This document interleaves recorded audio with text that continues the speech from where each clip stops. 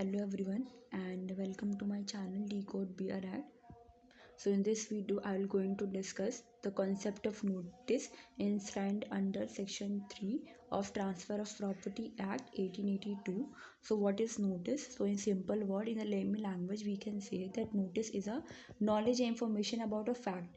Okay, and that knowledge or information should be in the ice of law. ठीक है, basically जो knowledge होता है यू ऑल नो दैट ये affect करता है हमारी right and liability of a person. ठीक है, अगर किसी पर्सन के पास किसी फैक्ट की नॉलेज है, ठीक है, या वो प्रूफ हो जाता है कि ऐसे सर्कमस्टांसेस में उस पर्सन के पास ये नॉलेज होगी, ठीक है, तो देन वो क्या हो जाएगा, उसको कंसिडर किया जाएगा कि उस पर्सन के पास नोटिस है. देखिए बेसिकली जो नोटिस है दो टाइप का होता है. Under section 3 of the TPA दो टाइप की नोटिस की बात करता है. एक होता है एक्चुअल नोटिस, एक होता है कंस्ट्रक्टिव नोटिस. एक्चुअल नोटिस का ऐसा ही नेम सजेस्ट कि एक्चुअल नोटिस मतलब डायरेक्ट नॉलेज उस पर्सन के पास, डायरेक्ट एक्सप्रेस नॉलेज उस फैक्ट के बारे में उस पर्सन को, देन उसे हम कहेंगे कि एक्चुअल नोटिस है. ठीक है, एंड क्या कंडीशन है, क्या कंडीशन रहेगी कि ये हमें नॉलेज होगा कि उस पर्सन के पास डायरेक्ट नॉलेज है. तो सबसे पहले ये हो जाता है कि जो नॉलेज है उसके पास डायरेक्ट डेफिनेट नॉलेज होनी चाहिए. कोई रूमर के बेस पे उसके पास नॉलेज नहीं होनी चाहिए, रूमर नहीं होना चाहिए, बेसिकली डायरेक्ट या डेफिनेट उसके पास नॉलेज या नोटिस होनी चाहिए. सेकंड आपका हो जाता है कि जो पार्टी इंटरेस्टेड है उस ट्रांजेक्शन में, उन पर्सन के पास ये नोटिस होना चाहिए उस ट्रांजेक्शन से रिलेटेड. ठीक है, थर्ड आपका कहता है कि उस ट्रांजेक्शन जो ट्रांजेक्शन क्वेश्चन में है उससे रिलेटेड, उसके बारे में नॉलेज उस पर्सन की होनी चाहिए. ठीक है, तो ये हो जाता है आपका एक्चुअल नोटिस. ना talking about constructive notice. Constructive notice basically इसमें क्या होता है, जो पर्सन होता है, जो पर्सन कंसर्न होता है, उसके पास कोई डायरेक्ट नोटिस नहीं होती है, बट जो कोर्ट है अंडर द सर्कमस्टांसेस ये प्रिज्यूम कर लेती है कि उस पर्सन के पास नॉलेज होगी.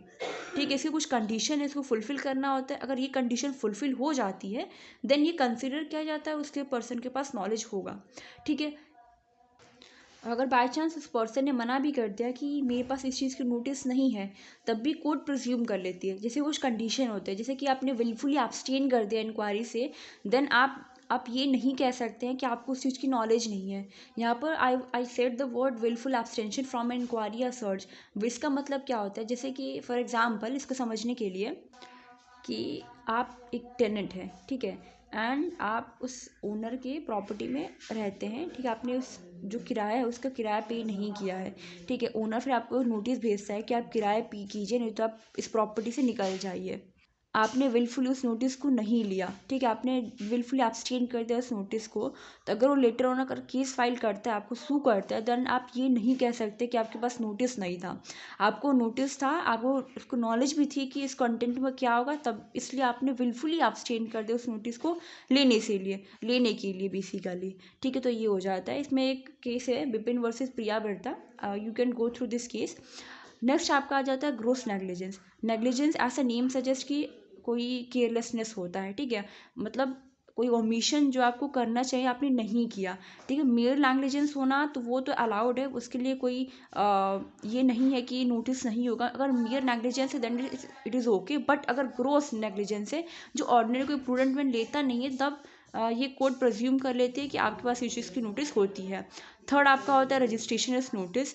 रजिस्ट्रेशन एज नोटिस ये आपको सेक्शन 3 के एक्सप्लेनेशन 1 में दिया गया है. So this is all. Thank you so much for watching this video.